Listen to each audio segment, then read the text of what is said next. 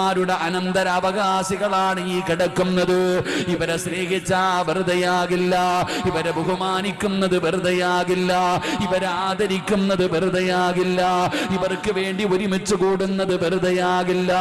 കൊടുക്കുന്നതിനനുസരിച്ച് തിരിച്ചു കിട്ടുന്ന സ്നേഹമാണ്. അല്ലാഹുവേ, അവരുടെ പൊരുത്തം നൽകണേ അല്ലാ, അവരുടെ സ്നേഹം നൽകണേ അല്ലാ.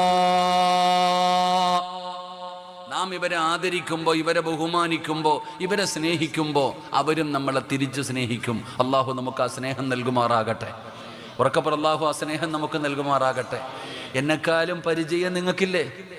ഞാൻ പത്തനാപുരത്ത് കിടക്കുന്ന എനിക്കറിയില്ല, പക്ഷെ നിങ്ങൾക്ക് ഓരോരുത്തർക്കും ഈ മഖാമിൽ കിടക്കുന്നവരുടെ മഹത്വവും പവിത്രതയും ശ്രേഷ്ഠതയും സ്നേഹവും നിങ്ങൾ അനുഭവിക്കുന്നവരാ എൻ്റെ പ്രിയപ്പെട്ട സഹോദരങ്ങളെ. പക്ഷെ എന്തു വരാൻ നാം ഇവരെ കുറിച്ച് പഠിക്കാൻ തയ്യാറാകുന്നില്ല. അള്ളാഹുവിൻ്റെ ഔലിയാക്കന്മാരെ കുറിച്ച് ഇന്നത്തെ തലമുറ പഠിക്കാൻ തയ്യാറാകുന്നില്ല. കാര്യം കാണാൻ വേണ്ടി പോവാ, നേരെ പോവുക, മക്കളില്ല, രോഗവ, പട്ടിണിയ, പ്രശ്നമ, പ്രയാസവ, കാര്യം കാണാൻ വേണ്ടി പോകുന്നൊരവസ്ഥ. അവനവൻ്റെ കാര്യങ്ങൾക്ക് വേണ്ടി ചെല്ലുക, അല്ലാതെ ബഹുമാനം അതിനൊന്നുമില്ല. അങ്ങോട്ട് ചെന്നിട്ട് അവനവൻ്റെ പ്രയാസങ്ങളും ബുദ്ധിമുട്ടുകളും മാറുന്നതിന് വേണ്ടി മാത്രം പോകുന്നു, അവനവൻ്റെ നേട്ടങ്ങൾക്ക് വേണ്ടി. എന്നാൽ ആ കിടക്കുന്നവരുടെ വലുപ്പവും മഹത്വവും ആർക്കറിയാം? ഞാൻ ചോദിക്കുന്നത്, ഈ കിടക്കുന്നവരുടെ മഹത്വവും പവിത്രതയും നമ്മളിൽ എത്ര പേർക്കറിയാം?